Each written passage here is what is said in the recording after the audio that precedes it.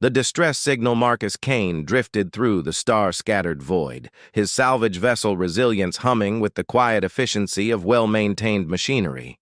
23 years of fixing broken ships across the galaxy had taught him that. Space held two kinds of silence, the peaceful kind that cradled sleeping worlds, and the hungry kind that devoured screams before they could echo. Today felt like the latter. The distress beacon pierced through his ship's comm system like a needle through fabric. Most signals he encountered were automated, pre-recorded pleas from long-dead crews. This one was different. It carried the weight of desperation, threaded with something ancient and alien that made his skin crawl. "This is Engineer Marcus Kane of the Resilience," he transmitted toward the coordinates. "I'm responding to your distress call. What's your situation?" Static crackled for several heartbeats before a voice emerged, feminine, melodic, but edged with exhaustion. "My ship is dying, human. The core fails, and with it, my life. I am Zara of the Sanguine Fleet. Can you help?" Marcus raised an eyebrow. The Sanguine Fleet was legend. Stories whispered in spacer bars about vampire-like beings who sailed between stars in living ships. Most considered them myths. Apparently, most were wrong. He followed the beacon to a vessel that defied classification. The ship seemed grown rather than built, its hull a fusion of metallic alloys and organic materials that pulsed with bioluminescent veins. Crystalline spires jutted from its surface like frozen lightning, and plasma mist leaked from hairline, fractures that spiderwebbed across its bow. "Well," Marcus muttered, securing his boarding gear, "I've seen stranger things. Just not many." The docking process felt less like connecting with a machine and more like being swallowed. His vessel's airlock sealed against something that felt warm and slightly yielding, as if the ship's hull had skin. The atmosphere that greeted him tasted of copper and ozone, with an underlying sweetness that reminded him of fermented fruit.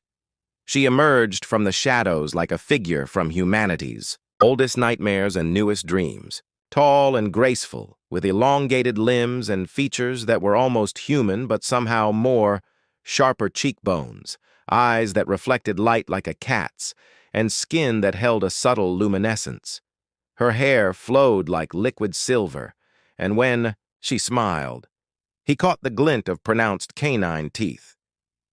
"You came," she said, her voice carrying relief and surprise in equal measure. "I did. Marcus Kane, by the way, and you're definitely not human." "No," she agreed, inclining her head with what might have been amusement. "I am Zara Veltar of the Ninth House. My people have sailed these stars since before your species learned to make fire. We are what your legends call vampires, though the reality is more complex." Marcus studied her with the practical eye of an engineer. "You mentioned your ship is dying. Show me." She led him through corridors that breathed, past walls that pulsed, with rhythmic contractions like a massive circulatory system. Bioluminescent strips provided illumination that shifted between deep blues and warm ambers, responding to their passage. The entire vessel felt alive in ways that challenged his understanding of technology. "Our ships are grown, not built," Zara explained, her fingers trailing along a wall that visibly responded to her touch. "They are extensions of ourselves, bonded to our life force. When the ship dies, so do we. When we die, so does the ship." They entered a vast chamber dominated by a crystalline structure that towered 3 stories high. It pulsed with erratic light, its surface cracked and bleeding luminous fluid. Energy cascaded through transparent tubes that branched throughout the room like arteries, but the flow was chaotic, unstable. "The heart," she said simply.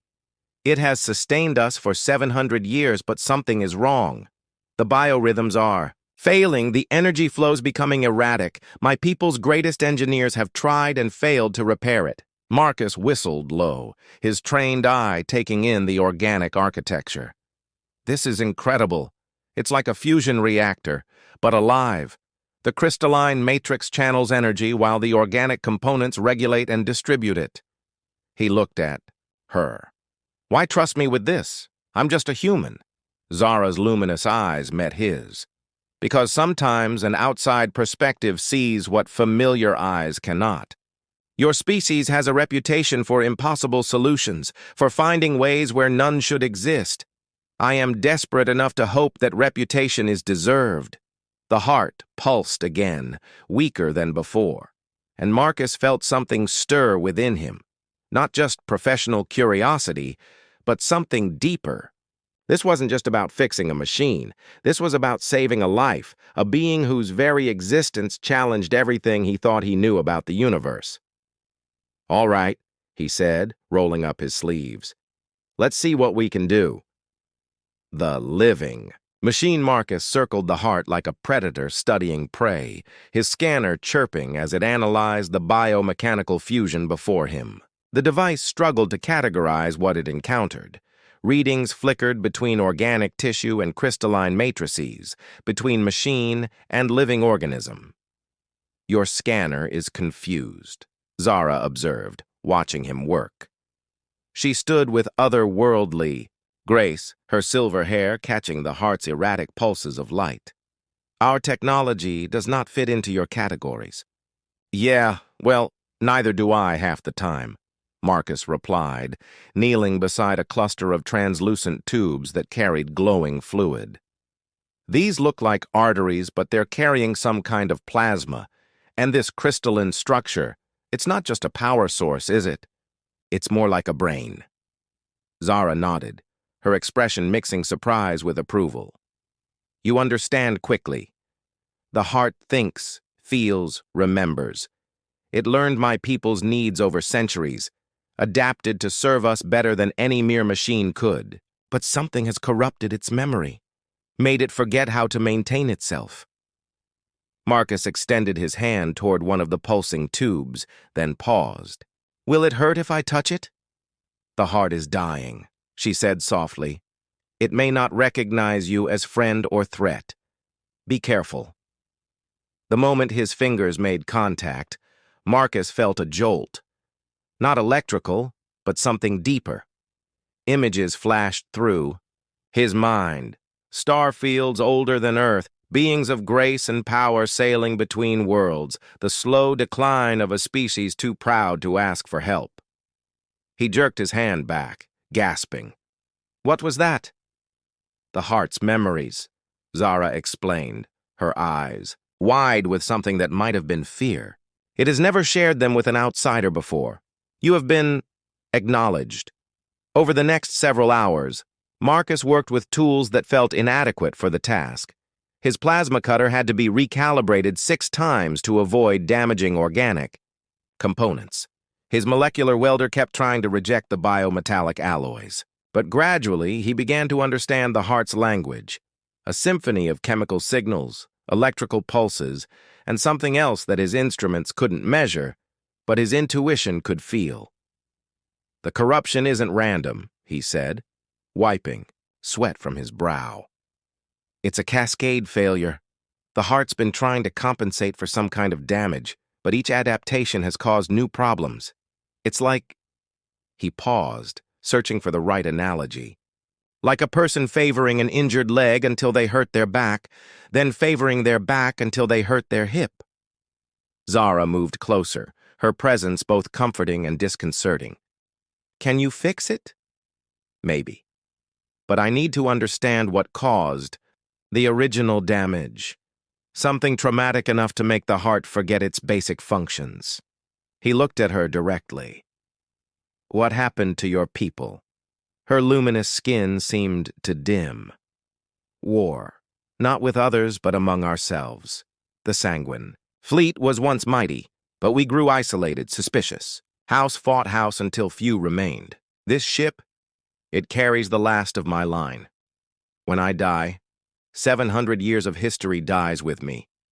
Marcus felt the weight of that revelation settle over him like a shroud. "You're alone." "Yes. And when the heart fails completely, which it will within days, that solitude will become permanent." Something in her voice, Resignation mixed with ancient sadness struck him deeper than it should have. He barely knew this being, this creature from humanity's nightmares, yet he found himself caring about her fate in ways that surprised him. "Well," he said, turning back to the heart with renewed determination, "let's make sure that doesn't happen." He worked through the ship's night cycle, guided by bioluminescent strips that dimmed to a gentle glow. Zara brought him what she called sustenance, a warm, metallic liquid that tasted like copper and starlight. It should have been revolting, but instead it filled him with energy and strange euphoria. "What is this?" he asked, studying the cup. "Concentrated life essence," she replied. "We can synthesize it from plasma and organic compounds, though it lacks the richness of the natural source." He decided not to ask what the natural source was. As he worked, replacing corrupted biocircuits and realigning the heart's crystalline matrix, Marcus began to notice changes in himself. His reflexes sharpened, his night vision improved, and he could feel the ship's rhythms as if they were his own heartbeat. The modifications were subtle but undeniable. "The heart is bonding with you," Zara said, watching him work with an expression he couldn't read. "I have never seen it respond to an outsider this way." "Is that bad?" "I do not know. Such a thing has never happened before." By the time the heart's pulses began to stabilize, Marcus felt exhausted but oddly exhilarated. The biomechanical hybrid hummed with renewed vitality, its crystalline facets casting steady light throughout the chamber. But something had changed in him as well, something he couldn't yet name but could feel in every cell of his body.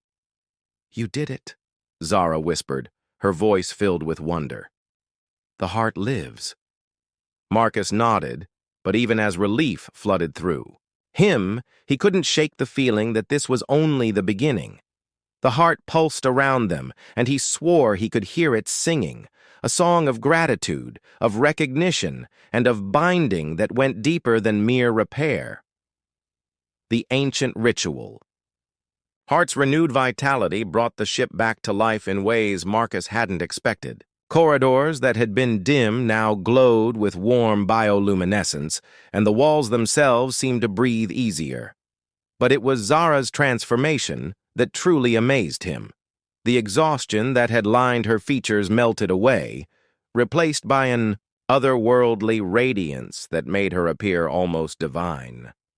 "The bonding between you and the heart grows stronger," she said, studying him with eyes that held depths he couldn't fathom. "I can feel it through my connection to the ship. You're changing." Marcus Kane. He flexed his fingers, noting how his movements felt more fluid, more precise. "Changing how?" "Your life force is intertwining with the heart's matrix. In saving the ship, you've begun to become part of it." She paused, her expression growing, troubled. "There are consequences to such unions. My people learned this long ago." Over the following days, as Marcus fine-tuned the heart systems, he noticed the changes accelerating. His need for sleep diminished, his strength increased, and he could understand the ship's biomechanical language with increasing clarity. But more than that, he could feel Zara's emotions through some new sense he couldn't name. Her relief, her gratitude, and something deeper that made his chest tighten. "The heart chooses its bonds carefully," she explained one evening as they stood in the observation deck, watching stars wheel past. "It has accepted you not just as a repairer, but as a guardian. Such acceptance comes with gifts and responsibilities." "What kind of responsibilities?" Instead of answering directly, she led him to a chamber he hadn't seen before, a circular room lined with crystalline panels that hummed with soft energy.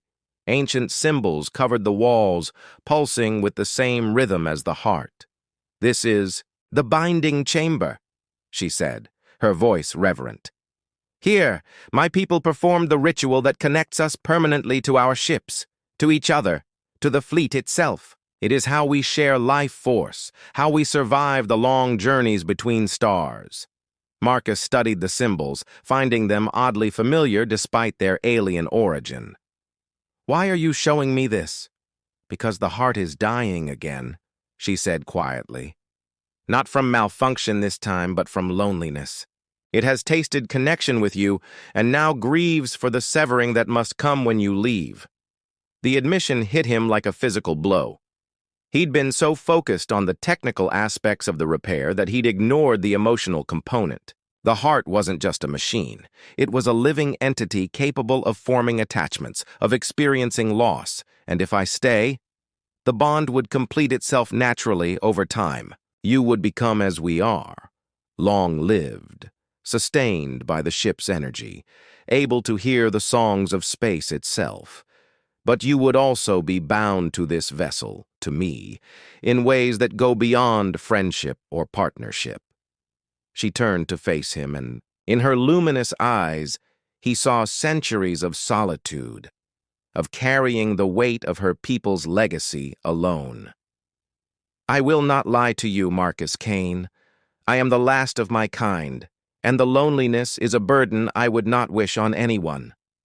But the heart has chosen you, and through it, so have I." The implication struck him with stunning clarity.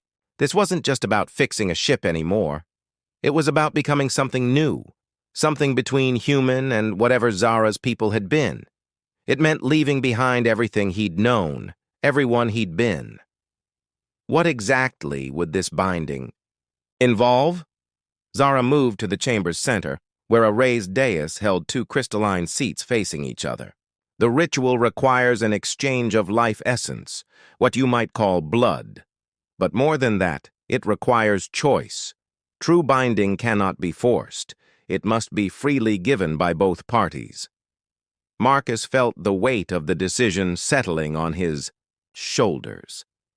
He thought of his old life, the endless salvage runs, the solitary existence among the stars, the growing certainty that he was meant for something more than just fixing broken things. Then he looked at Zara, at this magnificent being, who carried the history of an entire species in her memories, who faced eternity alone if he walked away. "The changes that have already begun," he said slowly. "Are they reversible?" "Some. But the deeper connection, the ability to hear the heart's song, that will remain. You will never be fully human again, regardless of your choice." The honesty in her voice decided him. He'd already crossed the threshold. The only question now was whether to go forward or remain caught between worlds. "If I agree to this binding," he said, "what happens to us, to who we are individually?" Her smile was sad and beautiful. "We become more than the sum of our parts. The ritual doesn't diminish us. It amplifies what we already are. You would remain Marcus Kane, but you would also become something new. We both would." He looked around the chamber, at the alien symbols that somehow felt like home, at the being who had trusted him with her ship, her life, her people's legacy. The decision, when it came, felt as natural as breathing. "Then let's do it." Zara's eyes widened, hope and fear warring in her expression. "You understand what you're choosing? The permanence of it?" "I understand that some bridges are meant to be burned," he replied, "and some bonds are worth the risk." She nodded slowly, then moved to prepare the ritual. As she activated the chamber's ancient systems, Marcus felt the heart's song growing stronger in his mind, welcoming him home to a destiny he'd never imagined, but somehow always known was waiting. Part 4. The Blood Bond. The binding chamber came, alive with ethereal light as Zara activated systems that had slumbered for centuries. Crystalline panels hummed with harmonics that seemed to resonate in Marcus's bones, and the air itself shimmered with energy that made his skin tingle. The two seats at the chamber's center began to glow, connected by threads of light that pulsed, in rhythm with the ship's heart. "The ritual has not been performed in over 200 years, Zara said, her voice carrying the weight of ancient tradition. "I am the last who remembers the proper forms." the sacred words. "Are you certain of your choice, Marcus Kane?"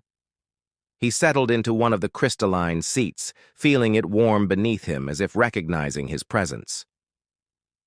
"I've never been more certain of anything in my life." Zara took the opposite seat, and immediately the chamber's energy intensified.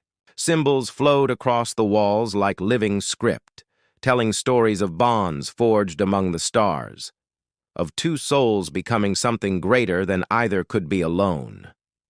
The heart's song grew stronger, no longer background music, but a symphony that filled every corner of his consciousness. "The binding requires truth," Zara began, her voice taking on ritual cadence. "We must bare our souls to each other, hold nothing back. The heart will judge the sincerity of our bond." Light began to coalesce between them, forming shapes that swirled and danced like captured starfire. Marcus felt a pulling sensation, as if something deep inside him was being drawn toward Zara and the crystalline matrix beneath them. "I offer my truth," she continued. And suddenly Marcus could see into her memories as clearly as if they were his own. He witnessed the glory of the sanguine fleet at its height. Thousands of living ships sailing between stars, their crews bound by bonds stronger than blood. He felt her anguish as war tore her people apart, saw the gradual decline as house fought house until only scattered survivors remained. He experienced her loneliness across the centuries, the weight of carrying her people's legacy alone. The sharing was overwhelming, centuries of life and loss flooding through him in moments. But beneath the pain and solitude, he found something else, a core of strength and purpose that had sustained her through unimaginable hardship. She was not just the last of her kind, she was the keeper of their dreams, their hopes, their accumulated wisdom. "Now you," she whispered, and he felt his own barriers dissolving. His life seemed small in comparison. A few decades of existence among the stars, fixing broken things, searching for meaning in the vast emptiness. But as his memories flowed toward her, he saw them through new eyes. Every ship he'd saved, every crew he'd helped, every moment he'd chosen to risk his life for strangers, it all formed a pattern of service, of finding purpose in healing what was broken. "You have the soul of a guardian," Zara said, wonder in her voice. "The heart saw this from the first moment you touched it. You were meant for this, Marcus Kane." The energy between them intensified, and Marcus felt something fundamental shifting within him. His human physiology was changing, adapting, becoming something that could survive in the depths of space as easily as on any planet. His senses expanded, allowing him to perceive spectrums of light and sound that had been invisible before. "The blood bond," Zara said, extending her hand. A small crystal blade appeared in her palm, its edge gleaming with inner light. "This seals what we have begun." She drew the blade across her palm, and luminous fluid, not quite blood but something more vital, welled up from the cut. The liquid seemed to contain stars, swirling with its own internal galaxy of light. Marcus took the blade and made a similar cut on his own hand, surprised to see that his blood now carried a faint luminescence.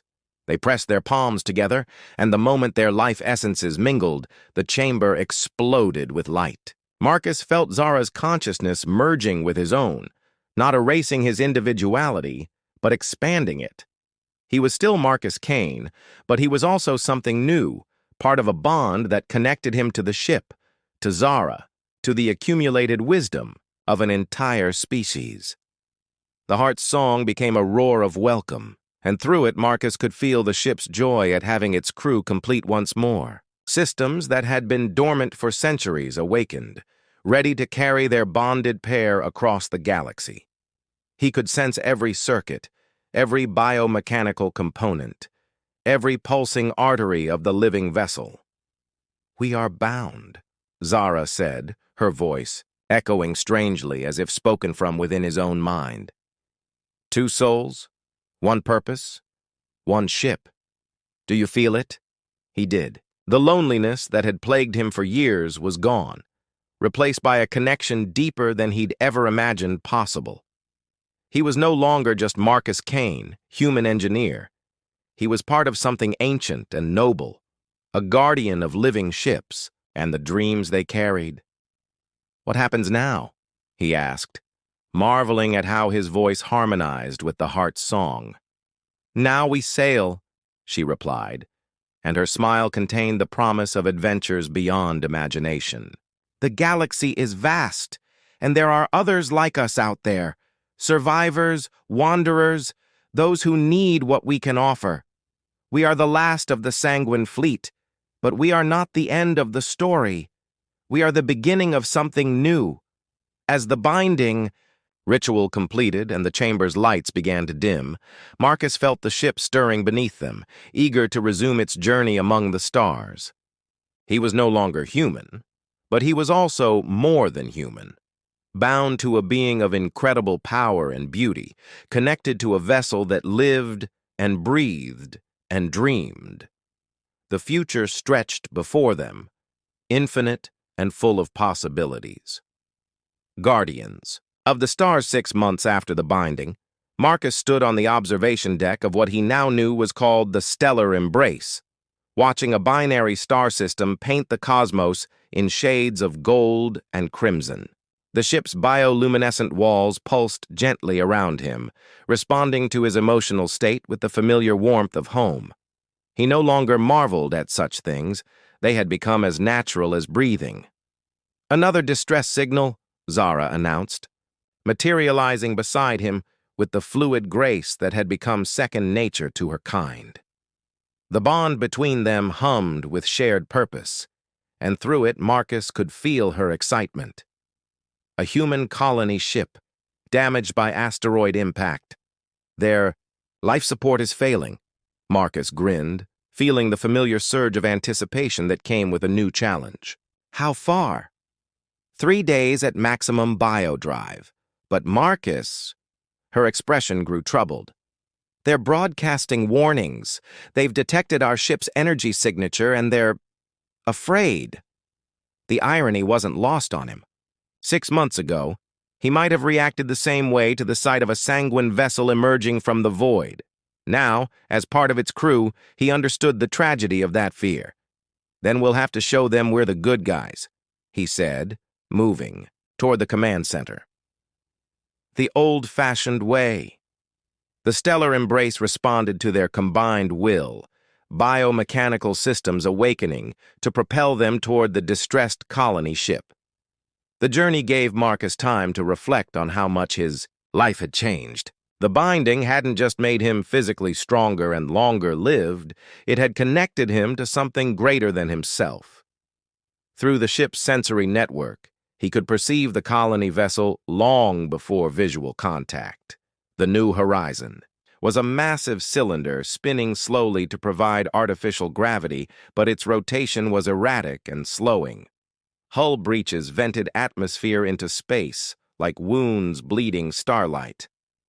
"They're not responding to our communications," Zara reported, her fingers dancing over bioorganic control surfaces that responded to her thoughts as much as her touch.